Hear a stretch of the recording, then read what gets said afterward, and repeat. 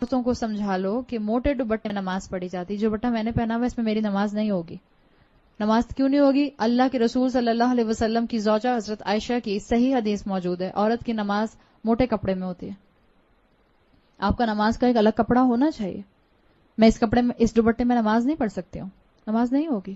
پھر اگر میری سلیوز یہاں تک چڑھی ہوئی ہیں اور میری رسٹ کھلی ہوئی ہے، میری نماز نہیں ہوگی.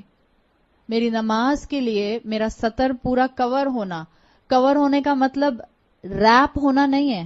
دیر is a difference between rape ہونا اور کور ہونا.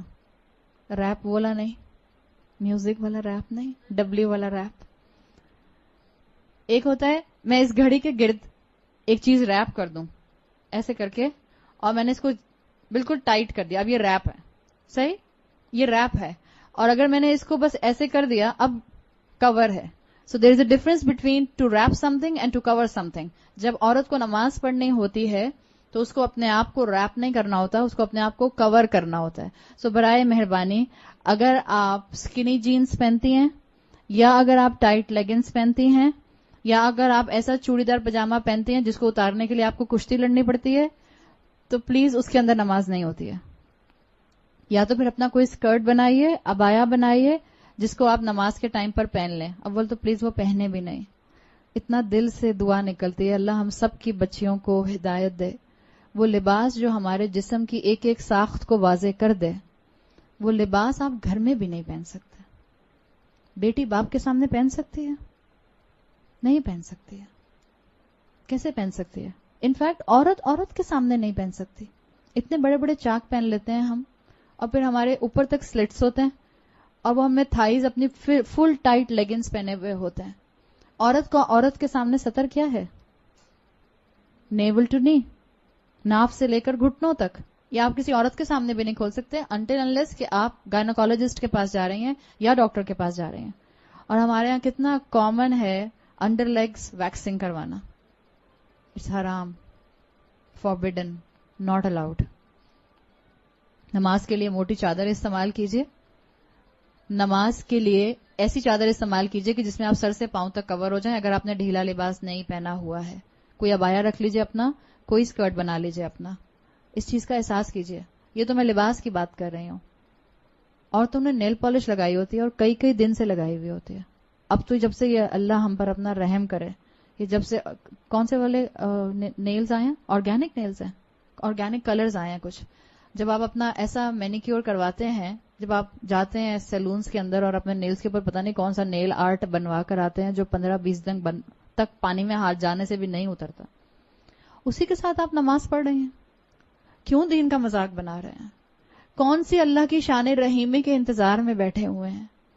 اللہ نے کہا ہے وضو نہیں ہوگا اگر آپ کے نیل کے اوپر کوئی سکن ہوگی. ہم نے ایکولنٹ کر لیا. دین میں جب ہم آگے بڑھتے ہیں، جب ہم رسولوں کا اتباع نہیں کرتے تو یہ ہوتا ہے.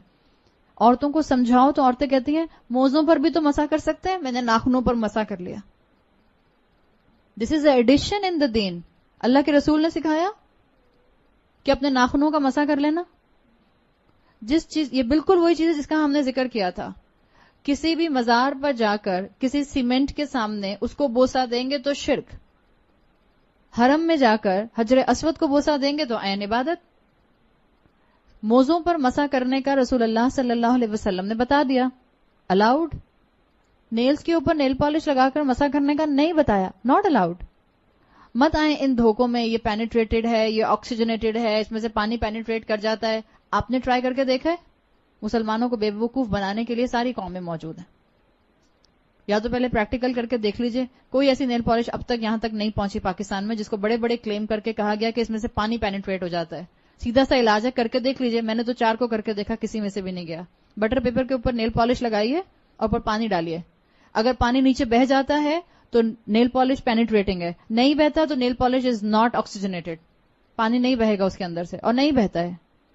کیوں اپنی عبادت ضائع کرتے ہیں؟ عاملات الناصبہ، عمل کرنے والے اور تھکنے والے. نماز پڑھی بھی اور سر سے اوپر اٹھی نہیں تو فائدہ. مت دھوکے میں آئے. یہ دنیا متاع الغرور ہے، دھوکے کا سامان ہے. پہچانے اللہ نے مجھے اور آپ کو ایک بہت اعلیٰ مقصد سے پیدا کیا ہے، بہت اعلیٰ مقصد سے. کسی کو بہت شوق ہے نیل پالش لگانے کا، ایک وضو کر کے نیل پالش لگائیے, دوسرے وضو سے پہلے اتاریے, اپنا وضو کیجئے, نماز پڑھیے, پھر لگا لیجئے. کرتی رہیں سارا دن یہی کام, بڑی فارغ ہیں آپ. 12 اگر کسی کو شوق ہے تو میں منع نہیں کروں گی, لیکن پلیز اپنی نماز ضائع مت کیجئے. اگر آپ کو شوق ہے تو کیجئے. ایک ٹائم پہ مجھے بھی یہ شوق تھا, میں نے بہت کیا ہے.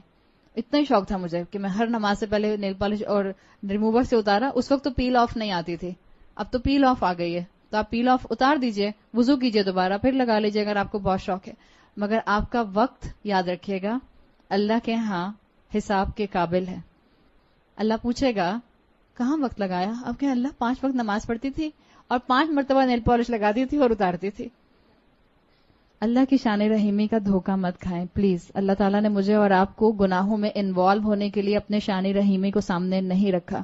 اللہ نے قرآن میں رحمان کا لفظ بڑی ان سخت ٹف آیات کے ساتھ رکھا ہے جہاں اللہ کا غضب نازل ہوتا ہے.